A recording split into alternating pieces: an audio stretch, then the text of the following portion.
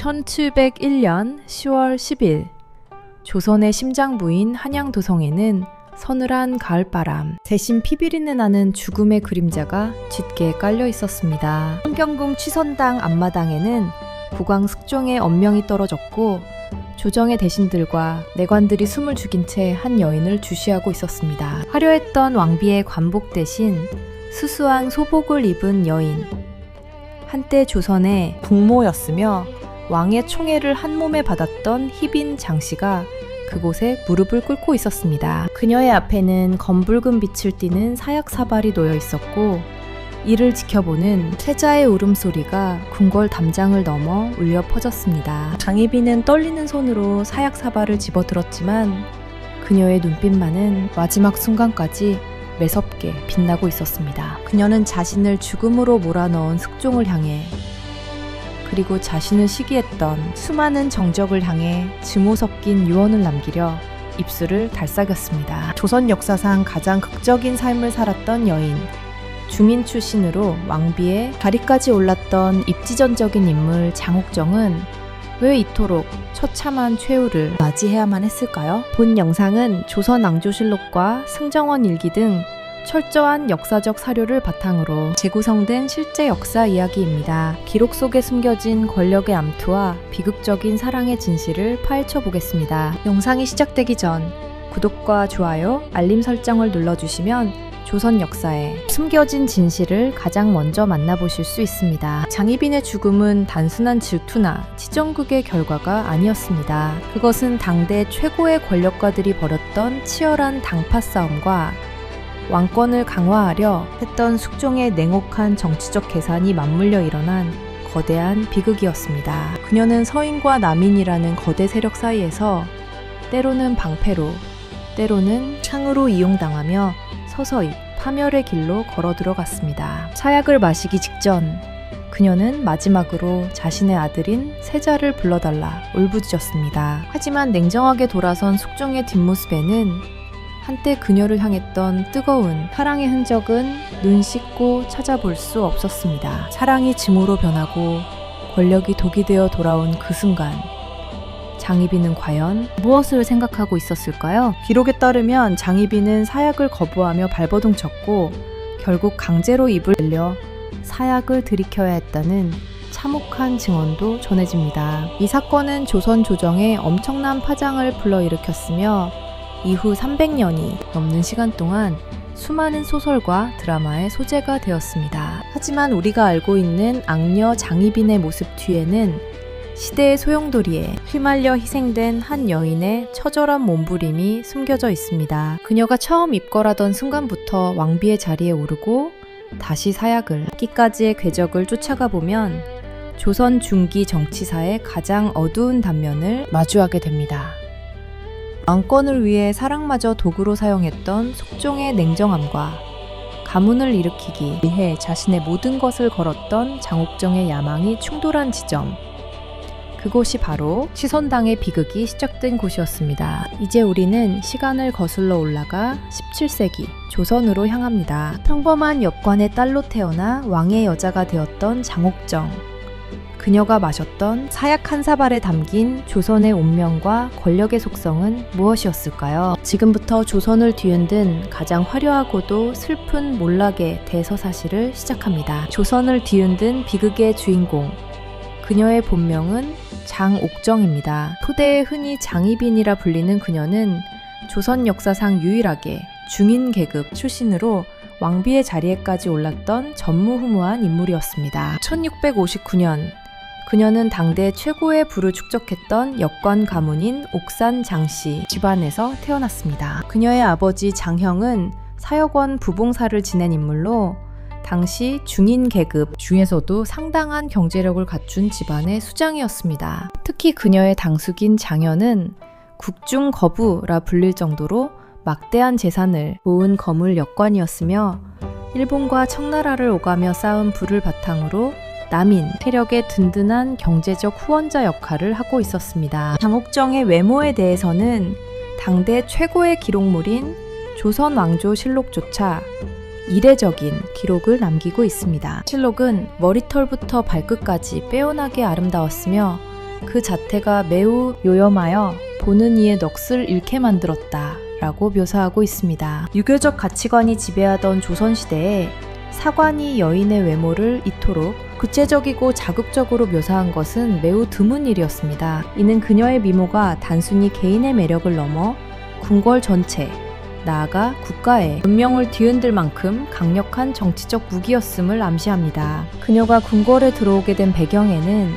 가문의 야망과 정파적 이해관계가 복잡하게 얽혀 있었습니다. 어린 시절 장옥정은 당숙 장현의 권유로 입궐하여 자해 대비의 처소에서 나인으로 생활을 시작했습니다. 그녀는 단순한 무수리가 아닌 남인 세력이 서인 세력을 견제하기 위해 궁궐 안으로 밀어넣은 일종의 정치적 승부수였습니다. 당시 조정은 서인이 권력을 장악하고 있었고 남인은 중앙 정계에서 밀려나 기회를 엿보고 있었습니다. 이때 장옥정의 미모와 지성은 남인들에게 다시 권력을 잡을 수 있는 유일한 희망과도 같았습니다. 장옥정은 단순히 얼굴만 예쁜 여인이 아니었습니다. 그녀는 역관 가문의 자제답게 세상 물정에 밝았고 권력이 어떻게 작동하는지를 본능적으로 이해하고 있었습니다. 그녀는 자해 대비의 총애를 받으며 궁궐의 생리를 익혔고 마침내 숙종의 눈에 띄게 됩니다. 당시 10대 중반에 혈기왕성했던 숙종은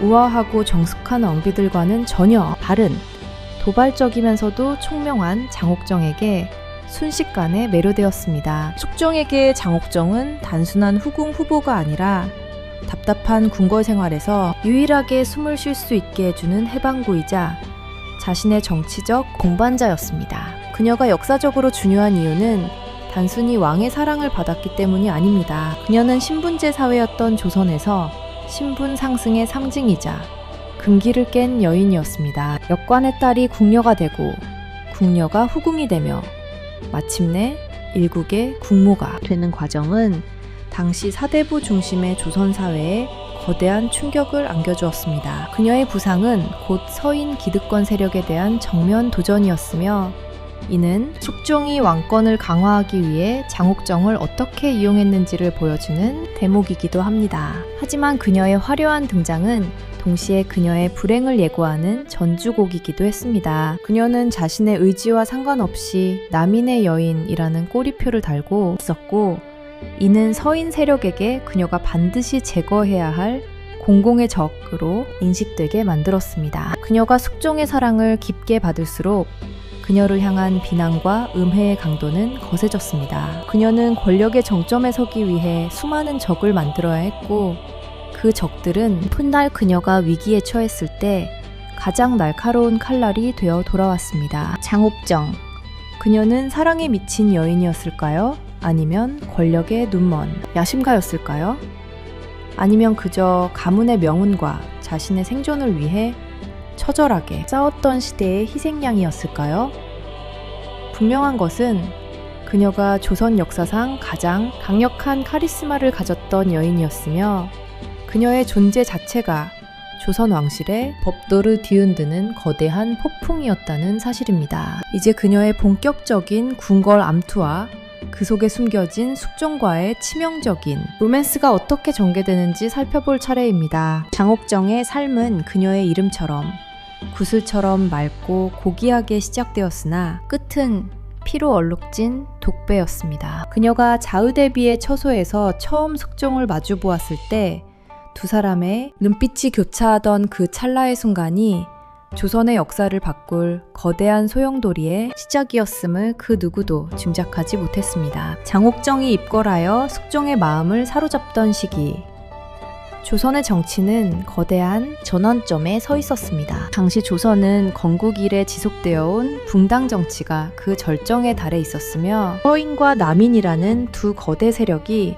일진일퇴를 거듭하며 조정의 주도권을 다투고 있었습니다. 숙종이 즉위하기 직전의 조선은 현종시대의 예속 논쟁을 거치며 이미 정치적 갈등이 단순한 정책 대결을 넘어 생사를 건 권력투쟁으로 변질된 상태였습니다. 서인은 송시열을 중심으로 한 산림 세력이 강력한 교조적 유교 질서를 강조하며 왕권을 견제하고 있었고 남인은 이에 맞서 왕실의 권위를 세우고 신권의 비대를 막으려는 입장을 취하고 있었습니다. 이러한 상황에서 14살이라는 어린 나이로 보위에 오른 숙종은 즉위 초반부터 대신들에게 휘둘리지 않는 강력한 왕권을 꿈꾸었습니다. 숙종은 신하들의 세력이 지나치게 커지는 것을 경계했으며 이를 타파하기 위해 환국이라는 극단적인 정치적 수단을 동원하기 시작했습니다. 환국이란 집권 세력을 한순간에 통째로 교체해버리는 숙종 특유의 통치 방식이었으며 이는 신하들에게 왕의 변덕이 곧 생사여탈권임을 각인시키는 공포정치의 일환이기도 했습니다. 숙종의 이러한 정치적 성향은 장옥정이라는 존재를 단순히 연모의 대상이 아닌 서인 세력을 견제할 수 있는 유용한 카드로 인식하게 만들었습니다. 당시 조정의 실권을 장악하고 있던 서인은 숙종의 모후인 명성왕후 김씨를 등에 업고 무소불위의 권력을 휘두르고 있었습니다. 명성왕후는 성격이 대단히 강직하고 불같았으며 서인 가문의 딸로서 서인의 이익을 대변하는 인물이었습니다. 그녀는 남인 세력과 결탁한 장옥정이 아들 숙종의 총애를 받는 것을 극도로 경계했습니다. 명성왕후의 눈에 장옥정은 일개 역관 가문의 천한딸이 감히 국법을 어지럽히고 왕의 눈을 가리는 요물에 불과했습니다. 반면 남인들은 장옥정을 통해 왕의 침소에서부터 정치적 영향력을 행사하려 했으며 장현과 같은 부유한 중인들은 막대한 자금을 쏟아부어 남인, 사대부들과 장옥정의 연결고리를 공고히 했습니다. 이 시기 장옥정이 처했던 배경은 숙종 6년에 일어난 경신환국으로 더욱 위태로워졌습니다. 경신환국은 남인의 영수허적의 유학사건을 빌미로 서인이 남인을 대거 숙청하고 권력을 독점하게 된 사건입니다. 이 과정에서 남인의 후원을 받던 장옥정의 가문 역시 큰 타격을 입었으며 장옥정은 궁궐에서 쫓겨날 위기에 처하게 됩니다. 서인은 장옥정을 궁 밖으로 내몰기 위해 온갖 상소를 올렸고 명성왕후는 직접 나서서 장옥정을 출궁시켰습니다. 이때의 시련은 장옥정에게 권력이 없으면 사랑도 생존도 보장받을 수 없다는 냉혹한 현실을 뼈저리게 깨닫게 하는 계기가 되었습니다. 그러나 숙종의 마음은 쉽게 변하지 않았습니다. 숙종은 서인들이 자신의 여자를 마음대로 내쫓은 것에 대해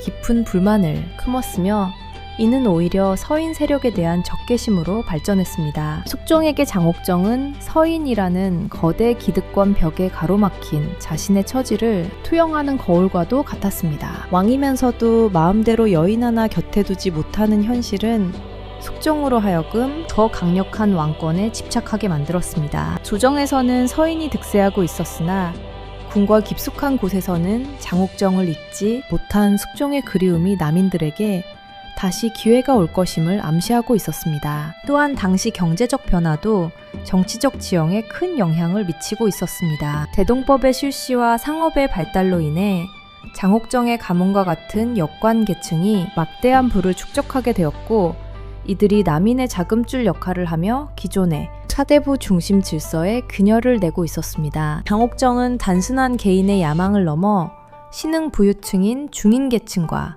정치적 소외계층이었던 남인의 욕망이 집약된 결정체였습니다. 서인 사대부들이 장옥정을 그토록 증오했던 이유는 그녀가 자신들이 세워놓은 엄격한 신분 질서와 성리학적 가치관을 무너뜨리는 상징적인 인물이었기 때문입니다. 숙종은 명성왕후가 세상을 떠난 뒤 기다렸다는 듯이 장옥정을 다시 궁으로 불러들였습니다. 이는 서인에 대한 숙종의 선전포고와 다름없었습니다. 장옥정의 재입궁은 조선 조정의 권력 지도가 다시 한번 요동칠 것임을 예고하는 신호탄이었습니다. 마민들은 환호했고 서인들은 위기감을 느끼며 장옥정을 죽이기 위한 더 치밀한 계획을 세우기 시작했습니다. 이제 조선은 한 여인을 둘러싼 연애 사건을 넘어 국가의 이념과 권력의 향방을 가르는 거대한 소용돌이 속으로 빨려 들어가고 있었습니다. 역사는 이 시기를 숙종의 치세 중 가장 역동적이고 잔인했던 시기로 기록하고 있습니다.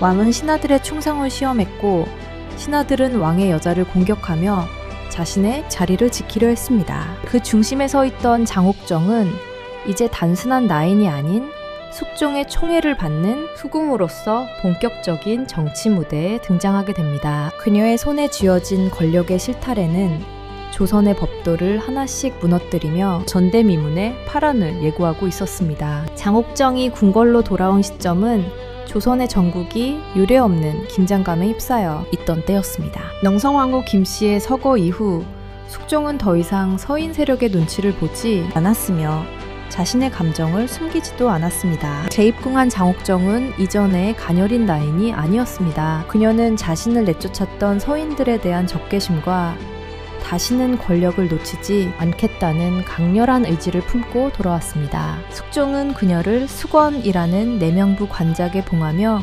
공식적인 후궁으로 인정했습니다. 이는 서인들에게는 재앙과도 같은 소식이었으며 그들은 즉각적으로 집단적인 반발을 시작했습니다. 서인의 영수, 송시열을 비롯한 사대부들은 장옥정의 존재를 성리학적 질서에 대한 도전으로 규정했습니다. 그들은 수건 장씨가 미천한 출신임을 끊임없이 강조하며 그녀가 왕의 총명을 가리고 조정을 혼란에 빠뜨릴 것이라는 상소를 빗발치게 올렸습니다. 특히 서인들은 숙종의 정비인 인현왕후 민씨를 앞세워 장옥정을 압박하려 했습니다. 인현왕후는 영문가 출신의 전형적인 사대부 여인으로 덕성이 높고 정숙하다는 평가를 받고 있었으나 숙종의 마음을 얻지는 못했습니다. 숙종은 인현왕후의 정숙함보다는 장옥정의 도발적이고 지적인 매력에 더욱 깊이 빠져들었으며 이는 결과적으로 두 여인 사이에 돌이킬 수 없는 갈등을 초래했습니다. 초기 갈등의 핵심은 단순한 투기가 아닌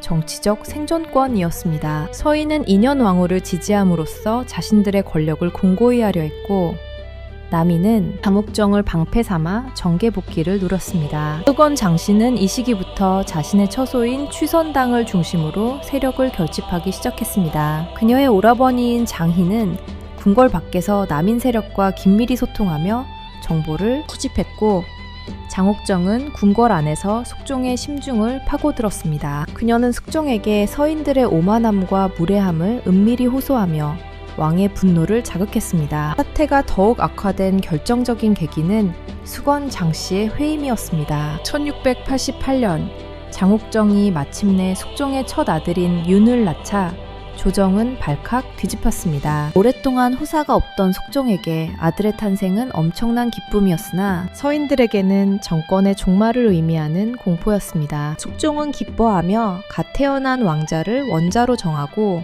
장옥정을 희빈으로 승격시키려 했습니다. 하지만 서인은 원자 정호를 결사 반대했습니다. 아직 젊은 인현왕후가 아들을 낳을 가능성이 있다는 논리였으나 속내는 희빈, 장씨의 아들이 세자가 되는 것을 막으려는 것이었습니다. 송시열은 예송 논쟁 당시의 논리를 다시 꺼내어 왕실의 질서를 바로잡아야 한다고 주장했습니다. 그는 희빈 장씨가 첩의 신부님을 강조하며 그 아들을 원자로 세우는 것은 종법에 어긋난다고 정면으로 숙종을 비판했습니다. 이는 숙종의 영린을 건드리는 행위였습니다. 숙종은 자신의 아들을 부정하는 서인들의 태도를 왕권에 대한 도전으로 간주했습니다. 왕은 분노했고 조정의 공기는 급격히 차가워졌습니다. 장옥정은 이 기회를 놓치지 않았습니다. 그녀는 눈물로 숙종에게 매달리며 자신의 아들이 서인들에 의해 위협받고 있음을 강조했습니다. 희빈 장씨는 숙종의 분노를 정치적 숙청으로 연결하는 가교 역할을 했습니다. 그녀는 서인들이 원자를 해치려 한다는 소문을 퍼뜨리거나 인현왕후가 원자를 시기하여 저주를 내리고 있다는 암시를 숙종에게 전달했습니다. 숙종은 점차 서인 대신들을 불신하기 시작했고 자신의 혈통을 지키기 위해 극단적인 선택을 내릴 준비를 마쳤습니다. 서인은 자신들이 세운 인현왕후의 지위를 이용해 희빈 장씨를 압박하려 했으나 숙종의 단호한 태도 앞에 점차 수세에 몰렸습니다. 이 과정에서 장옥정의 성격도 점차 변해갔습니다. 그녀는 궁궐 내의 치열한 암투 속에서 살아남기 위해 독해져야만 했습니다. 그녀는 자신을 무시하던 궁녀들과 상궁들을 하나씩 숙청하며 내명부의 실권을 장악해 나갔습니다. 인현왕후와의 관계는 이제 단순한 경쟁자를 넘어 적대적인 관계로 치달았습니다. 기록에 따르면 인현왕후는 희빈 장씨를 불러 훈계하려 했으나 장옥정은 조금도 기세가 꺾이지 않고 당당하게 맞섰다고 전해집니다. 1689년 조선 역사의 흐름을 바꾼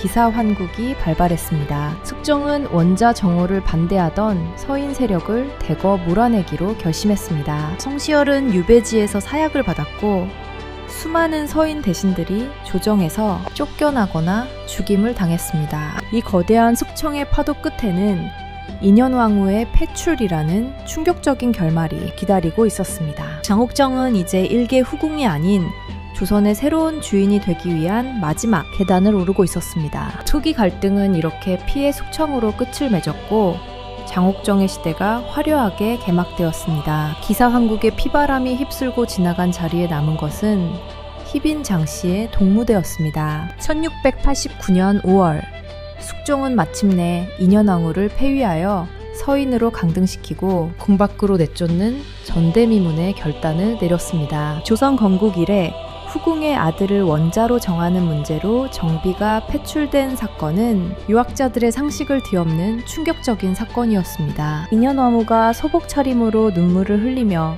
가마도 타지 못한 채 사가를 향해 떠나던 날, 도성의 백성들은 숨을 죽이며 이 비극적인 광경을 지켜보았습니다. 반면 취선당에서는 승전보와 같은 환호성이 터져 나왔으며 장옥정은 마침내 조선의 국모라는 꿈에 그리던 자리에 오르게 되었습니다. 장옥정이 왕비의 관을 쓰고 교태전에 들어선 순간 그녀는 신분제의 벽을 허물고 승리한 영웅처럼 보였습니다. 역관의 딸이자 중인 출신인 여인이 왕비가 된 사건은 조선의 보수적인 사대부 사회를 뿌리채 뒤흔들었습니다. 하지만 왕비가 된 장옥정의 앞날은 결코 평탄하지 않았습니다. 그녀가 권력의 정점에 오를수록 그녀를 향한 시기와 견제는 더욱 경묘하고 날카로워졌습니다. 서인들은 비록 정계에서 물러났으나 제야에서 인현왕후의 복위를 주장하며 민심을 자극했고 장옥정을 나라를 망칠 요부로 낙인 찍는 여론을 형성해 나갔습니다. 이 시기 장옥정과 숙종의 관계에서도 미묘한 변화가 감지되기 시작했습니다. 숙종은 자신이 원하는 대로 장옥정을 왕비로 만들었지만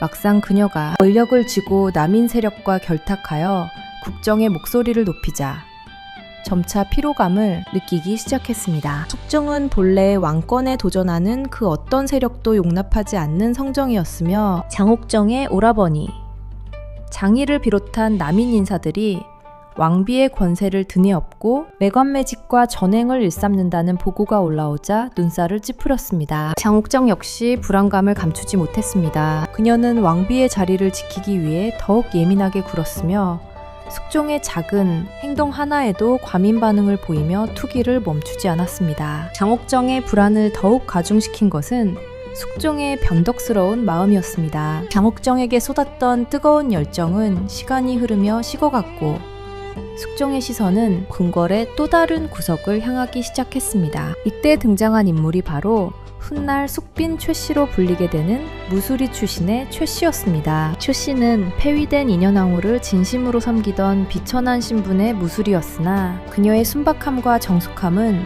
장옥정의 화려함과 표독함에 지쳐가던 숙종의 마음을 파고들었습니다. 어느 깊은 밤 숙종은 패비 민씨의 생일을 맞아 홀로 기도를 올리던 최씨를 발견하게 되었고 그녀의 충심에 깊은 감동을 받게 됩니다. 이 소식은 즉각 왕비 장씨의 귀에 들어갔습니다. 장옥정은 자신의 자리를 위협하는 새로운 존재의 등장에 분노를 폭발시켰습니다. 기록에 따르면 장옥정은 최씨를 잡아다 직접 매질을 하거나 항아리에 가두는 등 가혹한 고문을 가했다고 전해집니다. 이러한 장옥정의 광기 어린 행동은 오히려 숙종을 더욱 멀어지게 만드는 결과를 초래했습니다. 숙종은 자신이 사랑했던 여인이 권력에 눈이 멀어 괴물처럼 변해가는 모습에 합류를 느꼈고 최씨를 보호하기 위해 그녀를 후궁으로 봉하며 장옥정과 정면으로 대립하게 됩니다. 정치적 상황 또한 장옥정에게 불리하게 돌아가고 있었습니다. 집권 세력인 남인은 자기들끼리 권력 다툼을 벌이며 사분오열되었고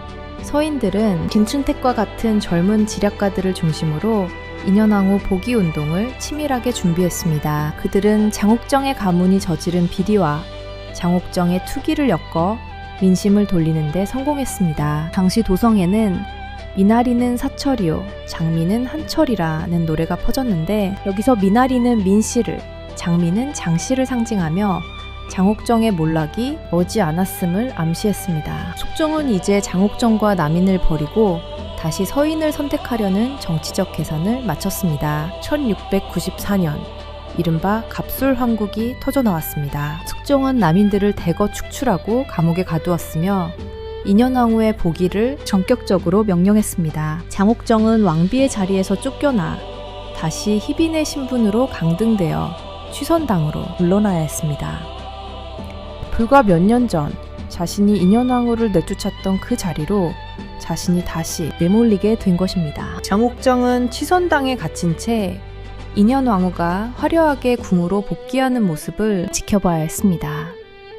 그녀의 눈에는 눈물 대신 도끼가 서렸습니다. 이제 그녀에게 남은 것은 오직 하나, 자신의 아들인 세자를 지키는 것과 자신을 배신한 숙종과 정적들에게 복수하는 것뿐이었습니다. 갈등은 이제 단순한 권력 다툼을 넘어 생사를 가르는 저주와 암투의 영역으로 들어서게 되었습니다. 숙종의 마음을 얻기 위해 시작된 전쟁은 어느덧 서로를 파멸시켜야만 끝나는 잔혹한 게임으로 변해 있었습니다. 1694년 갑술환국으로 왕비의 자리에서 끌어내려진 장옥정은 다시 희빈의 신분으로 강등되어 취선당에 유폐되다시피 머물게 되었습니다. 하지만 이것은 끝이 아닌 더욱 처절하고 잔혹한 배신과 암투의 시작이었습니다. 권력의 단맛을 보았던 여인에게 강등은 죽음보다 더한 치욕이었으며 그녀를 더욱 미치게 만든 것은 자신이 내쫓았던 인현왕후 민씨가 다시 교태전에 주인이 되어 돌아왔다는 사실이었습니다. 숙종은 이제 장옥정의 눈물에 더 이상 흔들리지 않았으며 오히려 그녀의 존재를 자신의 화려한 왕권을 위협하는 거추장스러운 과거로 치부하기 시작했습니다. 조정의 권력 지형은 다시 한번 서인들에게 넘어갔고 남인들은 철저하게 짓밟혔습니다. 장옥정의 든든한 배경이었던 오라버니 장인은 유배지에서 죽음을 맞이하거나 끊임없는 감시 속에 놓였으며 가문의 영화는 신기루처럼 사라졌습니다. 이러한 고립무원의 상태에서 장옥정이 기댈 곳은 오직 자신의 뱃속에서 나온 세자 윤뿐이었습니다. 하지만 서인들은 세자의 어머니가 죄인과 다름없는 희빈 장씨라는 점을 끊임없이 공격하며 세자의 지위마저 위태롭게 만들었습니다. 장옥정은 자신의 몰락이 곧 아들의 죽음으로 이어질 수 있다는 공포에 사로잡혔습니다. 이 시기 장옥정의 분노와 원망은 인현왕후를 넘어 숙종의 새로운 총애를 받던 숙빈 최씨에게 향했습니다. 우스리 출신으로 후궁의 반열에 오른 숙빈 최씨는 인현왕후의 복위를 도운 1등 공신이었으며 서인 세력의 새로운 상징이 되었습니다. 장옥정의 눈에 최씨는 자신의 자리를 훔쳐간 비천한 도둑에 불과했습니다. 취선당의 밤은 장옥정의 저주 섞인 울음소리로 가득 찼으며 그녀는 서서히 이성을 잃고 어둠의 힘에 매달리기 시작했습니다. 기록에 따르면 장옥정은 취선당 서쪽 구석에 은밀하게 신당을 차려놓고 무속인들을 불러들여 인현왕후를 저주하는 의식을 거행했다고 전해집니다. 배신은 가장 가까운 곳에서부터 시작되었습니다. 장옥정의 수하에 있던 궁녀들과 내관들은 이미 기울어진 권력의 추를 잃고 숙빈 최씨와 서인 세력에게 정보를 넘기기 시작했습니다. 장옥정이 취선당에서 무엇을 하는지, 누구를 만나는지, 어떤 말을 내뱉는지 모든 일거수일투족이 숙종의 귀에 가감없이 전달되었습니다. 숙종은 처음에는 이를 투기 어린 여인의 객기로 치부하려 했으나 장옥정의 행보가 점차 도를 넘어서자 서서히 칼날을 갈기 시작했습니다. 왕권 강화를 위해 장옥정을 이용했던 숙종에게 이제 그녀는 왕실의 위엄을 더럽히는 흉물스러운 존재가 되어버린 것입니다. 인현왕후 민씨와의 갈등은 더욱 극단으로 치달았습니다. 오기된 인현왕후는 몸과 마음이 이미 쇠약해질 대로 쇠약해진 상태였습니다.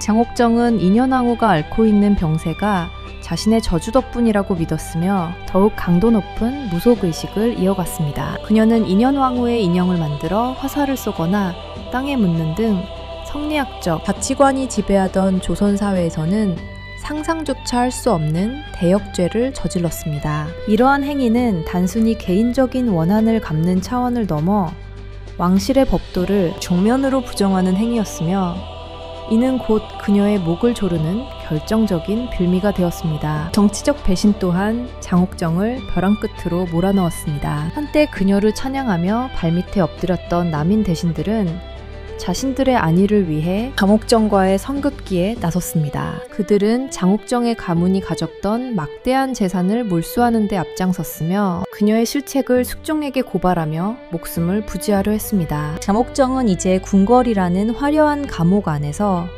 그 누구도 믿을 수 없는 처참한 고립을 경험해야 했습니다. 그녀가 믿었던 사랑은 증오가 되었고 그녀가 쥐었던 권력은 독이 되어 혈관을 타고 흘렀습니다. 이 무렵 숙종의 냉혹함은 절정에 달했습니다. 숙종은 장옥정의 저주 행위를 이미 파악하고 있었음에도 불구하고 즉각 처벌하지 않았습니다. 그는 장옥정이 스스로 파멸의 구렁텅이로 더 깊이 걸어 들어가기를 기다렸습니다. 이는 장옥정을 완벽하게 제거함과 동시에 남인 세력의 씨를 말리려는 숙종의 고도의 정치적 계산이 깔린 행보였습니다. 장옥정은 자신이 숙종의 손바닥 위에서 놀아나고 있다는 사실을 깨닫지 못한 채 분노에 눈이 멀어 마지막 남은 생존의 기회마저 스스로 걷어찼습니다. 취선당의 비밀스러운 신당은 숙빈 최 씨의 고발에 의해 세상 밖으로 드러나게 되었습니다. 숙종은 기다렸다는 듯이 대대적인 조사를 명령했고 장옥정을 따르던 무당들과 궁녀들이 줄줄이 압송되어 고문을 받았습니다. 그들의 입에서는 장옥정이 인현왕후를 저주했다는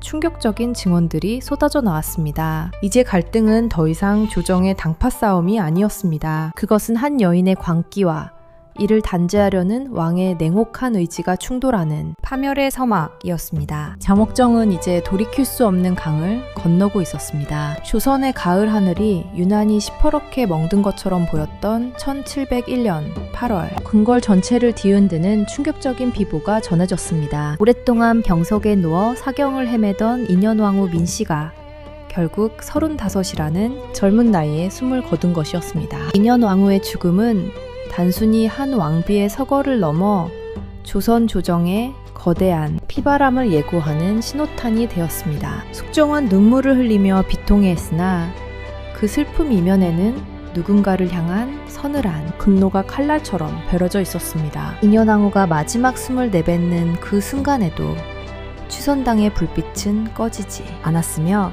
그곳에서 흘러나오는 기괴한 향냄새와 무당들의 방울소리는 이미 숙종의 인내심을 한계치까지 밀어붙인 상태였습니다. 인현왕후의 장례가 치러지기도 전 궁궐 안팎에서는 불길한 소문이 삽시간에 퍼져나갔습니다. 희빈 장씨가 취선당 서쪽에 비밀스러운 신당을 차려놓고 인현왕후를 저주하여 죽음에 이르게 했다는 내용이었습니다. 이 소문은 단순한 추측이 아닌 숙빈 최 씨의 구체적인 폭로로 사실임이 드러나기 시작했습니다.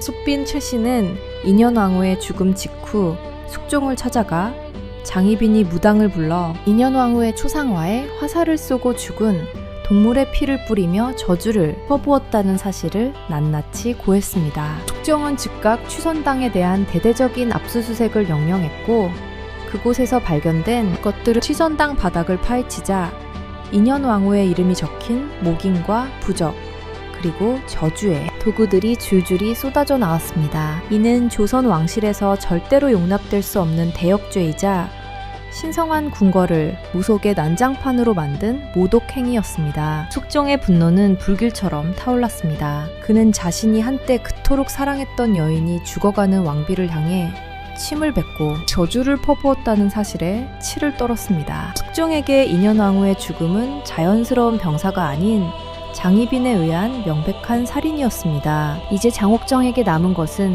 변명의 여지가 없는 처절한 심판뿐이었습니다. 숙종은 즉각 의금부에 명하여 장희빈의 수하 궁녀들과 무당들을 잡아들여 가혹한 군문을 시작했습니다. 고신이 이어지는 국문장에서는 비명과 신음이 끊이지 않았습니다. 무당들의 입에서는 장희빈이 직접 저주의식을 주도했으며 인현왕후가 죽기를 간절히 기도했다는 증언이 쏟아져 나왔습니다. 더욱이 장희빈의 오라버니인 장희가 궁 밖에서 저주에 필요한 물건들을 조달했다는 사실까지 밝혀지면서 사건은 장씨 가문 전체를 멸문지화로 몰아넣는 거대한 소용돌이로 번졌습니다. 장옥정은 자신의 처소에 갇힌 채 수하들이 하나둘 죽어나가는 소식을 들으며 죽음의 그림자가 자신에게 다가오고 있음을 직감했습니다. 이 비극의 정점은 아들 세자의 처지였습니다. 장옥정은 자신이 죽으면 세자마저 위태로워질 것이라는 공포에 사로잡혀 숙종에게 자비를 구걸하려 했습니다. 하지만 숙종은 냉정했습니다. 그는 세자의 생모라는 이유로 장옥정을 용서하기에는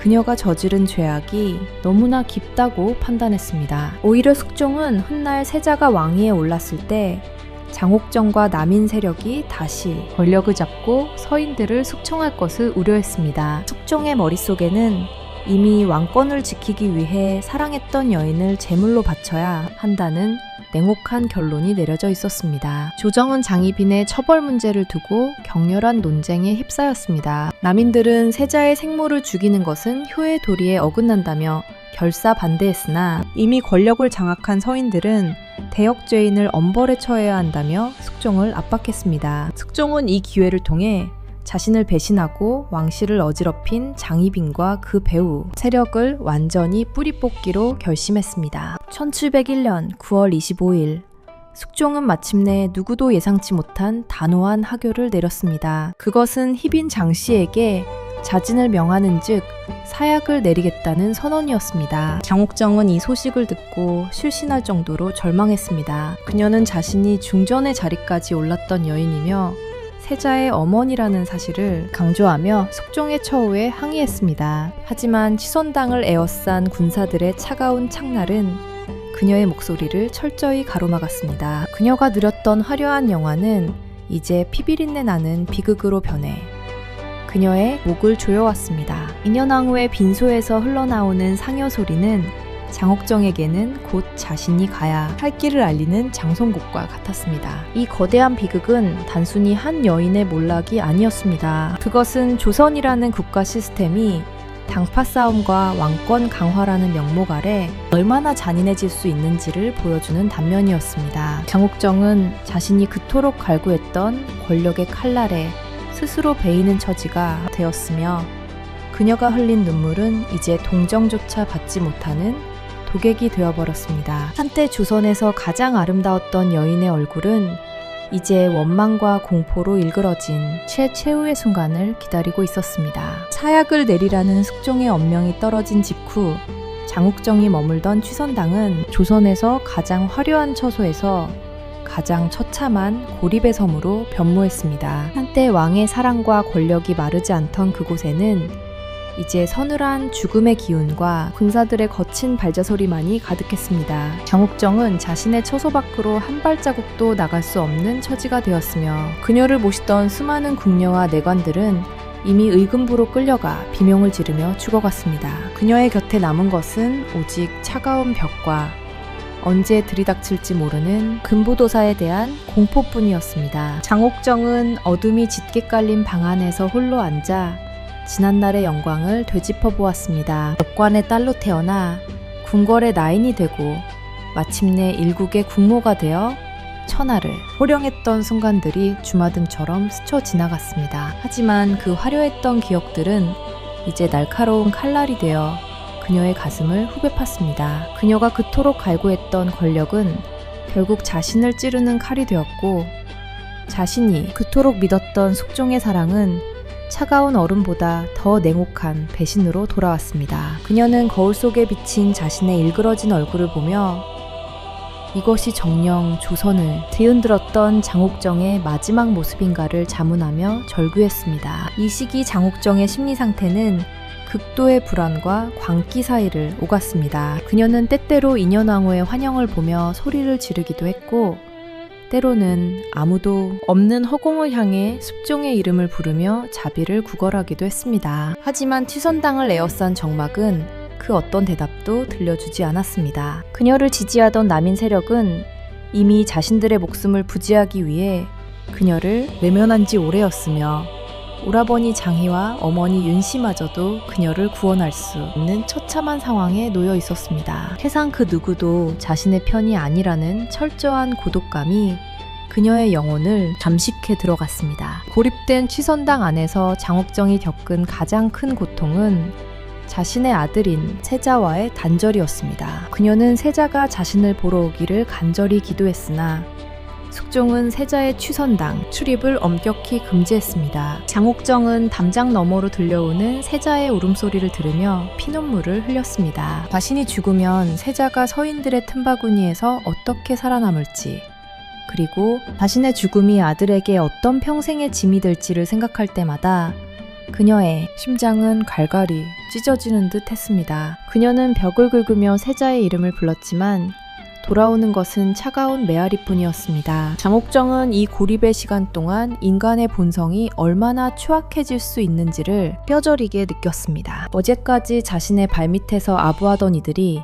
오늘은 자신을 향해 침을 뱉고 저주를 퍼붓는 현실을 목도하며 그녀는 세상에 대한 증오를 키워갔습니다. 그녀는 자신이 마실 사약이 준비되고 있다는 소식을 들으면서도 끝내 자신의 죄를 인정하지 않았습니다. 그녀에게 이 모든 상황은 자신이 잘못해서가 아니라 자신을 시기한 서인들과 변덕스러운 숙종이 만들어낸 거대한 음모일 뿐이었습니다. 억울함과 분노, 그리고 배신감이 뒤섞인 감정은 그녀를 서서히 죽음보다 더 깊은 어둠 속으로 밀어넣었습니다. 취선당의 밤은 길고도 잔인했습니다. 촛불 하나 켜지지 않은 방 안에서 장옥정은 차가운 바닥에 몸을 웅크린 채 마지막을 예감했습니다. 그녀는 화려했던 비단옷을 만져보며 이것이 무슨 소용인가를 한탄했습니다. 왕의 여자가 되어 세상을 다 가졌다고 믿었으나 결국 그녀에게 남은 것은 아무도 찾아오지 않는 방 안에서의 쓸쓸한 죽음이었습니다. 그녀의 고독은 단순히 물리적인 격리가 아니었습니다. 그것은 조선이라는 거대한 체제로부터 완전히 추방당한 자의 실존적인 절망이었습니다. 장옥정은 문득 자신이 처음 입궐하던 날의 설렘을 떠올렸습니다. 그때는 단지 왕의 얼굴을 한 번만이라도 가까이서 보고 싶다는 순수한 열망뿐이었으나 어느새 권력의 도끼에 중독되어 괴물이 되어버린 자신을 발견했습니다. 그녀는 자신의 몰락을 보며 쾌재를 부를 숙빈 최씨와 서인 대신들의 얼굴을 떠올리며 이를 갈았습니다. 하지만 그 분노조차도 시간이 흐를수록 공허해졌습니다. 죽음 앞에서는 그 어떤 권세도, 그 어떤 원한도 한낱 연기와 같음을 그녀는 고독 속에서 깨닫고 있었습니다. 마지막 순간이 다가올수록 장옥정은 오히려 차분해지기 시작했습니다. 그녀는 더 이상 울부짖지 않았고 정갈하게 머리를 빗으며 마지막 자존심을 지키려 애썼습니다. 비록 사약을 마시고 죽어야 하는 죄인의 처지였으나 조선의 왕비였던 여인으로서의 위엄을 잃고 싶지 않았습니다. 고립과 절망, 그리고 광기를 지나 그녀가 도달한 곳은 결국 받아들여야만 하는 냉혹한 운명의 끝이었습니다. 취선당에 굳게 닫힌 문이 열리고 사약을 든 금부도사의 발자국 소리가 들려올 때 장옥정은 비로소 자신의 긴 여행이 끝나가고 있음을 직감하며 눈을 감았습니다. 장옥정의 몰락이 기정사실화되고 조정의 모든 이들이 그녀를 저주하며 등을 돌릴 때 취선당의 차가운 바닥에는 여전히 그녀의 곁을 지키는 그림자들이 있었습니다. 그 중에서도 역사에 기록된 인물은 아니나 장옥정의 비극적인 서사 속에서 총성과 인간애를 상징하는 존재들이 등장합니다. 그들은 권력의 정점에서 아부하던 정승 판서들도 아니었으며 가문의 영광을 위해 그녀를 이용했던 남인 사대부들도 아니었습니다. 그들은 장옥정이 가장 비천한 나인 시절부터 그녀를 모셔온 노상궁과 이름 없는 내관들, 그리고 그녀의 마지막 길을 닦아준 충직한 종복들이었습니다. 특히 장옥정의 마지막을 지킨 인물 중에는 그녀의 오라버니 장희와 함께 끝까지 가문을 지키려 했던 충복 엄도가 있었습니다. 엄도는 장씨 가문의 가신으로서 장옥정이 왕비의 자리에 올랐을 때도 결코 자만하지 않았으며 그녀가 취선당으로 물러나 고립되었을 때도 유일하게 담장을 넘어 소식을 전하던 인물이었습니다. 그는 서인 세력의 삼엄한 감시 속에서도 장옥정에게 세자의 안부를 전하며 그녀가 무너지지 않도록 지탱해 주었습니다. 엄도에게 장옥정은 나라를 뒤흔든 악녀가 아니라 자신이 평생을 바쳐 지켜야 할 주인이자 가문의 마지막 자존심이었습니다. 취선당 내부에서도 노상궁의 헌신은 눈물겨웠습니다. 다른 궁녀들이 자신의 목숨을 구걸하며 장옥정의 저주의식을 밀고 할 때 노상궁은 끝까지 입을 다물었습니다. 그녀는 의금부의 모진 고문 앞에서도 희빈마마께서는 오직 세자 저하의 앞날을 위해 기도하셨을 뿐이다 라고 외치며 장옥정의 명예를 지키려 애썼습니다. 노상궁은 장옥정이 광기에 사로잡혀 인형에 화살을 쏠 때도 곁에서 눈물을 흘리며 그녀를 말렸고 사약이 내려지는 그 순간까지도 그녀의 소복 매무새를 고쳐주며 마지막 예우를 다했습니다. 이들의 충성은 단순히 권력에 대한 보답이 아니었습니다. 그것은 조선이라는 거대한 신분제 사회에서 중인 출신으로 왕비에까지 올랐던 장옥정이라는 여인에 대한 인간적인 연민과 동질감이었습니다. 엄도와 노상궁 같은 이들에게 장옥정은 기득권의 벽을 깨부순 희망의 상징이었으며 그녀의 몰락은 곧 자신들과 같은 소외된 이들의 꿈이 무너지는 것과 같았습니다. 그들은 장옥정이 저지른 잘못을 알고 있었으나 그럼에도 불구하고 그녀를 버릴 수 없었습니다. 배신이 미덕이 된 시대에 이들이 보여준 변치 않는 의리는 장옥정의 잔혹한 서사 속에서 유일하게 빛나는 인간성의 조각이었습니다. 장옥정은 이들의 헌신을 보며 자신의 삶을 돌아보게 됩니다. 수많은 적을 만들고 피해 숙청을 주도했던 그녀였지만 정작 자신이 죽음에 문턱에 섰을 때 곁에 남은 이들은 자신이 가장 보잘것없다고 여겼던 낮은 자들이었습니다. 그녀는 엄도가 몰래 들여온 세자의 베넷저고리를 끌어안고 통곡하며 비로소 자신이 쫓았던 권력의 허망함을 깨달았습니다. 그녀는 자신을 위해 목숨을 거는 이들에게 미안함과 고마움을 전하며 내가 죽거든 부디 세자 저하를 끝까지 살펴다오 라는 마지막 부탁을 남겼습니다. 서인 세력은 이러한 장옥정의 수하들을 철저하게 탄압했습니다. 김춘택을 비롯한 서인 공신들은 장옥정의 측근들을 모두 제거해야 환국에 씨앗을 말릴 수 있다고 주장했습니다. 엄도는 결국 금부 도사들에게 붙잡혀 모진 고초를 겪으면서도 끝내 장옥정의 비밀 통로와 남인들과의 연락망을 발설하지 않았습니다. 그의 침묵은 장옥정이 마지막 순간에 가질 수 있었던 유일한 무기였으며 세자가 훗날 경종으로 즉위할 수 있는 작은 불씨를 남겨두는 행위였습니다. 이러한 충신들의 존재는 장옥정을 단순한 악녀로만 치부할 수 없게 만드는 복합적인 장치가 됩니다. 만약 그녀가 진정으로 인간성이 결여된 요물이었다면 죽음의 위기 앞에서 이토록 목숨을 거는 이들이 존재했을 리 없기 때문입니다. 장옥정은 누군가에게는 반드시 죽여야 할 정적이었으나 누군가에게는 목숨을 바쳐서라도 지키고 싶은 존엄한 주인이었습니다. 그녀를 둘러싼 상반된 평가는 이처럼 극단적인 충성과 배신이 공존하는 궁궐의 생태계 속에서 만들어진 것이었습니다. 차약이 취선당 마당에 당도했을 때 엄도와 노상궁은 장옥정의 앞을 가로막으며 울부짖었습니다. 차라리 저를 죽이시고 마마를 살려주옵소서 라는 그들의 통곡은 숙종의 맹목한 명령 앞에 메아리 없는 외침으로 끝났습니다. 하지만 이들이 보여준 도덕적 선택과 인간적 의리는 조선 왕조의 잔인한 권력 투쟁 속에서도 인간의 진심이 존재했음을 증명하는 증거로 남았습니다. 장옥정은 이들의 손을 일일이 맞잡으며 마지막 작별 인사를 나누었고 그녀의 눈에는 처음으로 도끼가 아닌 따뜻한 인간의 눈물이 고였습니다. 이제 그녀는 자신을 사랑해준 이들을 뒤로하고 홀로 죽음의 제단으로 걸어 나갈 준비를 마쳤습니다. 1701년 10월 10일 취선당 앞마당의 공기는 차갑다 못해 날카로운 칼날처럼 살을 파고들었습니다. 마당 한가운데에는 숙종이 내린 사약 사발이 놓인 목반이 덩그러니 놓여 있었고 그 주위를 금부도사와 나장들이 겹겹이 에워싸고 있었습니다. 조선 역사상 가장 화려한 꽃으로 피어났던 여인 장옥정은 이제 소복 차림의 죄인이 되어 마지막 죽음의 의식을 앞두고 있었습니다. 그녀의 눈앞에 놓인 검붉은 사약은 한때 그녀가 가졌던 모든 권력과 욕망, 그리고 숙종과의 치명적인 사랑이 도달한 최종적인 결말이었습니다. 장옥정은 사약 사발을 내려다보며 새끼 없는 입술을 가늘게 떨었습니다. 그녀는 쉽게 죽음을 받아들일 수 없었습니다. 억울함과 분노, 그리고 아들 세자에 대한 걱정이 그녀의 발목을 잡았습니다. 그녀는 자신을 죽이려는 숙종을 향해 마지막으로 울부짖었습니다. 전하께서는 정녕 소첩과의 정을 이토록 잔인하게 끊으려 하시나이까?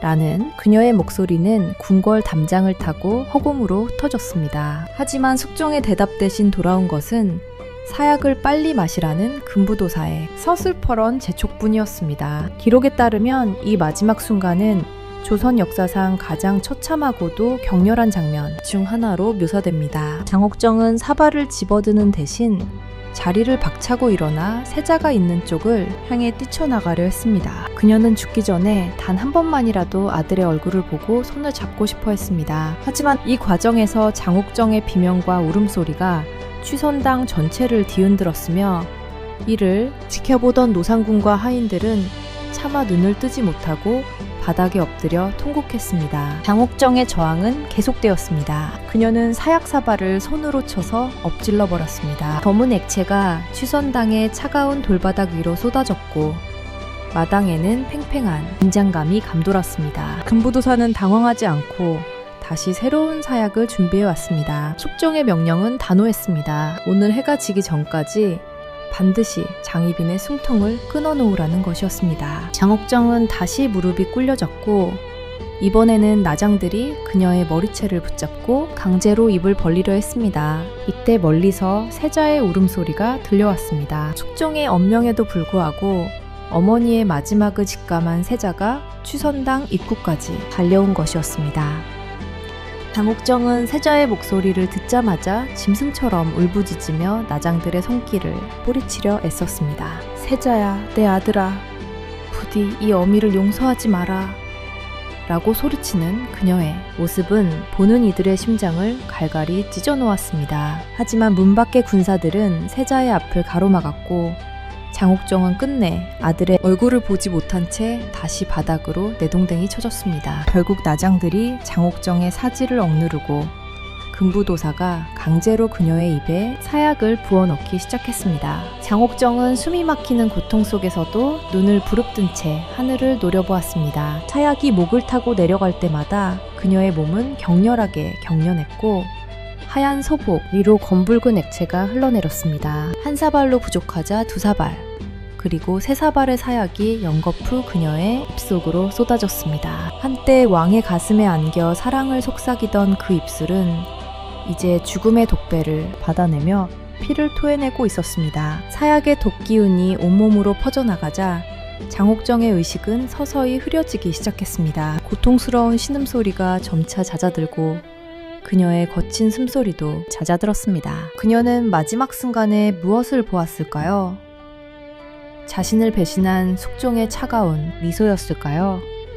아니면 홀로 남겨질 아들의 눈물겨운 뒷모습이었을까요? 그녀의 손은 끝내 닿지 못할 허공을 향해 무언가를 잡으려는 듯 허우적거리다 차가운 바닥 위로 힘없이 떨어졌습니다. 조선을 호령하던 여장부 장옥정의 육신은 그렇게 취선당의 차가운 대지 위에서 서서히 식어갔습니다. 금부도사가 장옥정의 코 밑에 손을 대어 숨이 멎었음을 확인한 후에야 취선당의 잔혹한 연극은 막을 내렸습니다. 그녀의 시신 위로 가을바람에 떨어진 마른 잎사귀 몇 장이 내려앉았습니다. 화려했던 삶에 비해 너무나도 비참하고 고독한 종말이었습니다. 숙종은 멀리서 그녀의 죽음이 보고되자 아무런 표정 없이 고개를 돌렸습니다. 사랑이 원한이 되고 권력이 독이 되어 돌아온 이 클라이맥스는 조선 왕조 500년 역사상 가장 어둡고도 강렬한 한 페이지로 기록되었습니다. 이제 취선당에는 주인을 잃은 정막만이 감돌았고 한 시대를 풍미했던 장옥정의 이름은 피의 역사 속으로 영원히 사라져갔습니다. 장옥정의 숨이 잦아든 취선당 앞마당에는 한동안 소름 끼치는 침묵만이 감돌았습니다. 한때 조선의 국모였으며 왕의 무한한 총애를 받았던 여인의 시신은 차가운 가을바람을 맞으며 거적에 덮여 궁궐 밖으로 실려 나갔습니다. 숙종은 그녀의 죽음을 확인한 직후 단 한 번의 뒤돌아봄도 없이 냉정하게 처소로 발길을 돌렸습니다. 하지만 장옥정의 죽음이 가져온 파장은 이제 막 시작된 거대한 폭풍과도 같았습니다. 그녀의 죽음은 단순히 한 개인의 소멸이 아니라 조선 중기 정치 지형을 완전히 재편하는 환국, 정치의 잔혹한 마침표였습니다. 가장 먼저 불어닥친 피바람은 그녀의 가문과 남인 세력을 향했습니다. 숙종은 장옥정의 자진을 명함과 동시에 그녀의 오라버니 장희를 비롯한 친인척들을 대거 속청했습니다. 장희는 유배지에서 처형되었고 장씨 가문의 막대한 재산은 모두 몰수되어 국고로 기속되었습니다. 중인 출신으로 역관의 부를 바탕으로 정계의 실권을 노렸던 옥산 장씨. 가문의 야망은 그렇게 단 하룻밤 사이에 잿더미로 변해버렸습니다. 조정에 남아있던 남인 대신들 역시 장희빈의 대역죄에 연루되었다는 명목으로 관직에서 쫓겨나거나 유배를 떠나야 했습니다. 이 사건의 가장 직접적인 피해자는 다름 아닌 세자 윤이었습니다. 어머니의 비참한 죽음을 목격한 세자는 깊은 정신적 충격에 빠졌습니다. 기록에 따르면 세자는 어머니의 사후 오랫동안 식음을 전폐하고 눈물로 밤을 지새웠으며 이는 훗날 그가 경종으로 즉위한 뒤에도 병약한 심신을 갖게 되는 결정적인 원인이 되었습니다. 서인 세력은 세자의 생모가 죄인이라는 점을 끊임없이 공격하며 세자 교체를 논의하기 시작했습니다. 그들은 숙빈 최 씨의 아들인 연인군을 새로운 대안으로 내세우며 세자를 심리적으로 고립시켰습니다. 정치적으로는 서인 세력이 완벽한 승리를 거둔 것처럼 보였습니다. 하지만 숙종의 속내는 달랐습니다. 숙종은 장희빈을 죽임으로써 서인의 요구를 들어주는 듯했으나 동시에 서인 세력이 지나치게 비대해지는 것을 경계했습니다. 그는 장희빈의 사후 곧바로 내명부의 법도를 고쳐 후궁이 왕비가 될 수 없도록 하는 교지를 내렸습니다. 이는 제2의 장희빈이 나타나는 것을 방지함과 동시에 숙빈 최 씨를 비롯한 서인 계열의 후궁들이 왕비의 자리를 넘보지 못하게 하려는 고도의 정치적 장치였습니다. 서인들은 승리의 기쁨도 잠시 왕의 냉혹한 견제 앞에 다시 숨을 죽여야 했습니다. 민심 또한 흉흉했습니다. 비록 장옥정이 악녀로 낙인 찍혔으나 세자의 생모를 그토록 참혹하게 죽인 숙종의 처사에 대해 백성들 사이에서는 동정론이 일기 시작했습니다. 조선 곳곳에서는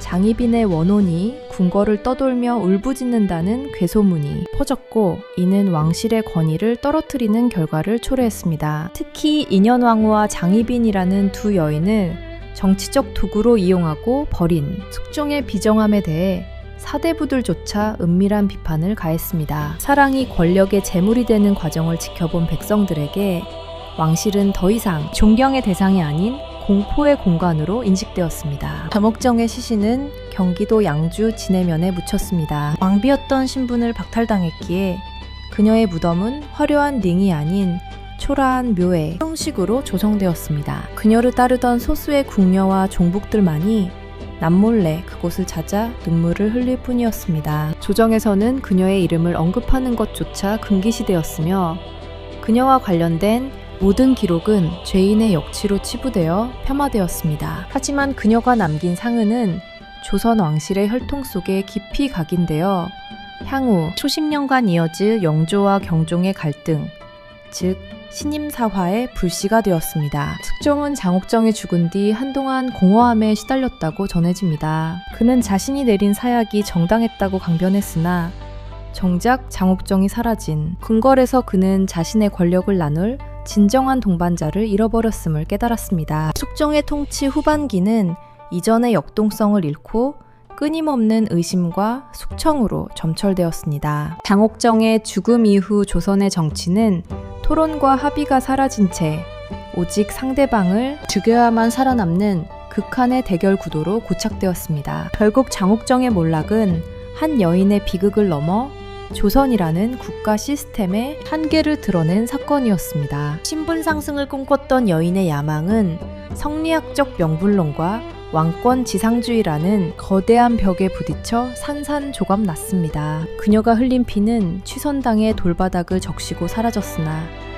그 여운은 조선 역사상 가장 잔인한 참혹한 후폭풍으로 남아 후대의 역사가들에게 권력의 속성이 무엇인지를 끊임없이 묻게 만들었습니다. 이제 역사의 시계는 그녀의 아들인 경종의 시대로 향하며 또 다른 비극의 전주곡을 울리고 있었습니다. 장옥정이 세상을 떠난 지 300년이 넘는 세월이 흐른 오늘날에도 그녀의 이름은 조선 역사상 가장 강렬한 상징으로 우리 곁에 남아 있습니다. 숙종시대의 피비린내 나는 환국정치와 그 소용돌이의 중심에 서 있었던 그녀의 삶은 단순히 한 여인의 성공과 몰락을 넘어 권력의 본질과 인간의 욕망이 투영된 거대한 거울과도 같습니다. 장희빈이라는 이름 뒤에 숨겨진 진실을 추적하다 보면 우리는 당시 조선 사회가 직면했던 신분제의 모순과 당파 싸움의 잔혹함, 그리고 왕권 강화를 위해 사랑마저 도구로 사용했던 국왕의 냉혹한 통치 철학을 마주하게 됩니다. 역사적 기록인 조선 왕조 실록과 승정원 일기는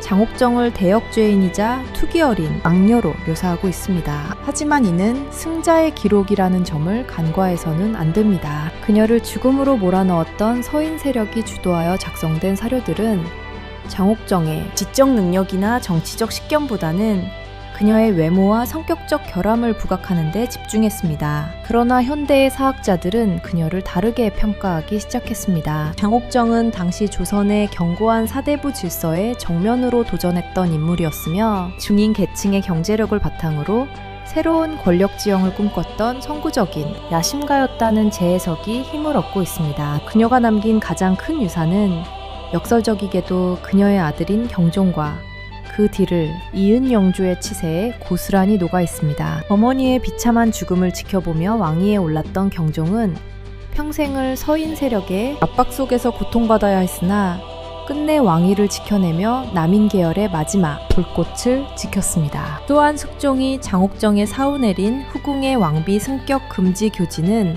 조선 왕실의 법도를 근본적으로 바꾸어 놓았습니다. 이는 이후 조선 왕조가 멸망할 때까지 철저히 지켜졌으며 왕실 내의 신분, 질서를 더욱 엄격하게 만드는 계기가 되었습니다. 장옥정의 이야기가 오늘날까지 수많은 드라마와 영화, 그리고 소설의 소재로 끊임없이 변주되는 이유는 무엇일까요?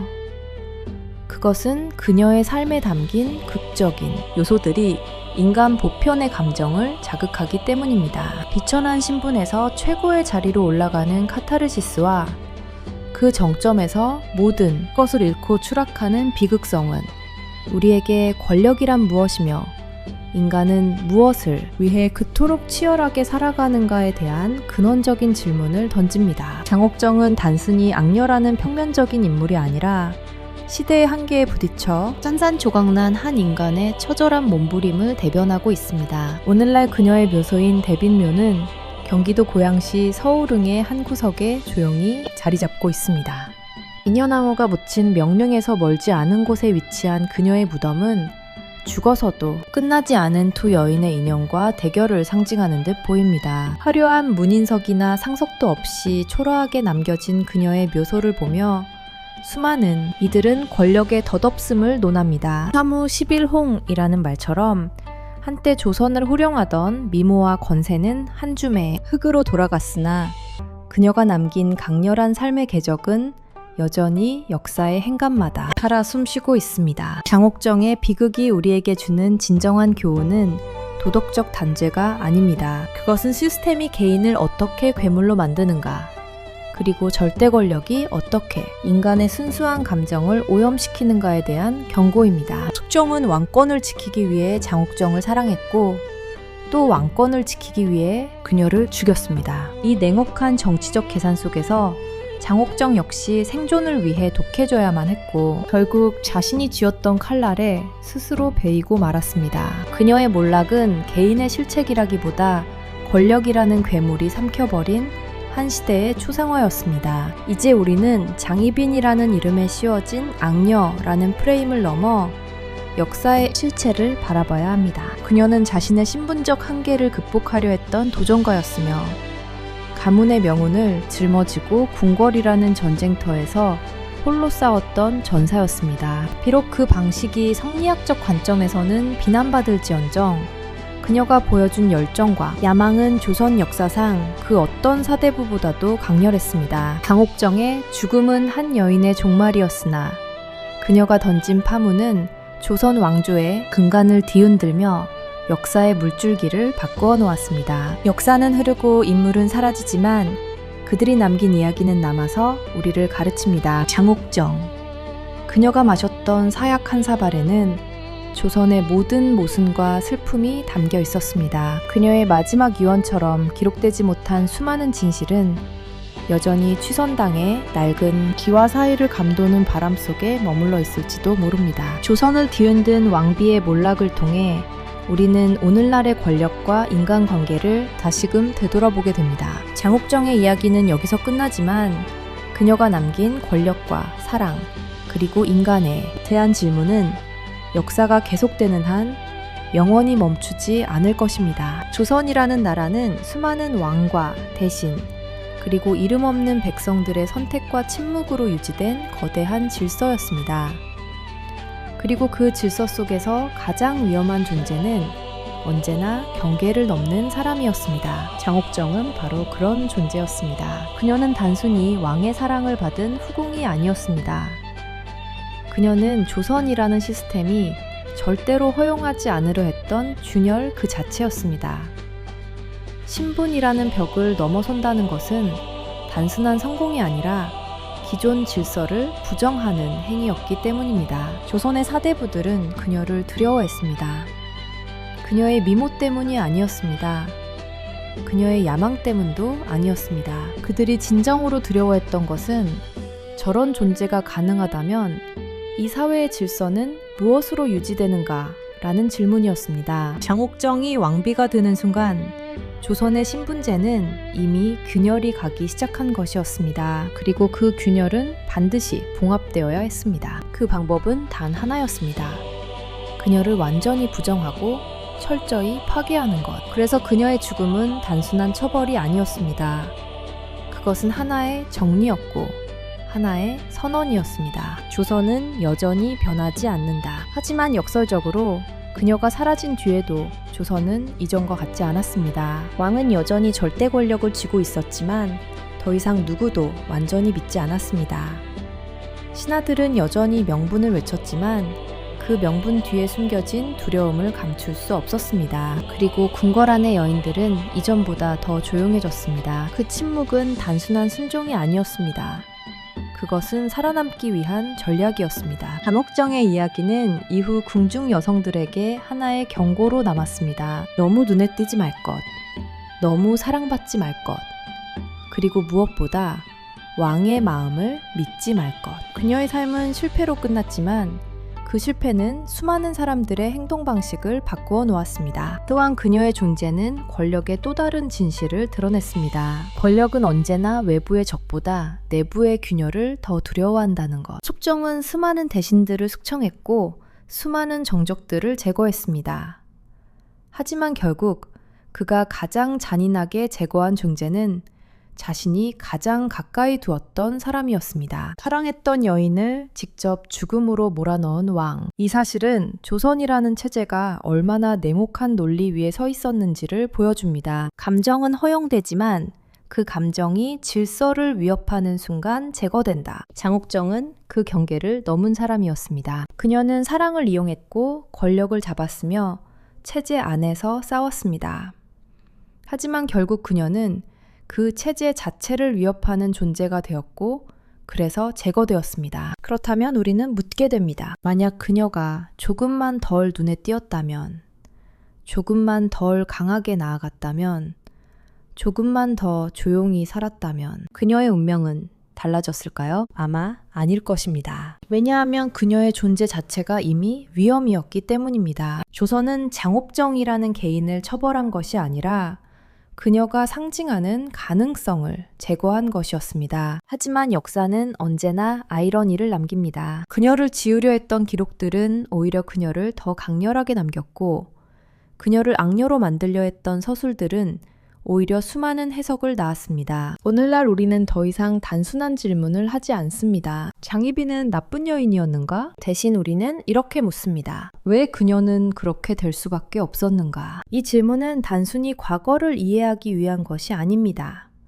그것은 권력과 인간, 그리고 시스템의 관계를 이해하기 위한 질문입니다. 자목정의 이야기는 끝났지만 그녀가 남긴 질문은 여전히 유효합니다. 어떤 사회에서 누가 살아남고 누가 제거되는가? 그리고 그 기준은 과연 정의로운가? 조선의 궁궐은 이제 고요하지만 그 안에서 벌어졌던 선택과 배신, 사랑과 제거의 이야기들은 여전히 우리에게 말을 걸고 있습니다. 그리고 어쩌면 그 질문은 지금 우리가 살아가는 시대에도 그대로 이어지고 있을지도 모릅니다.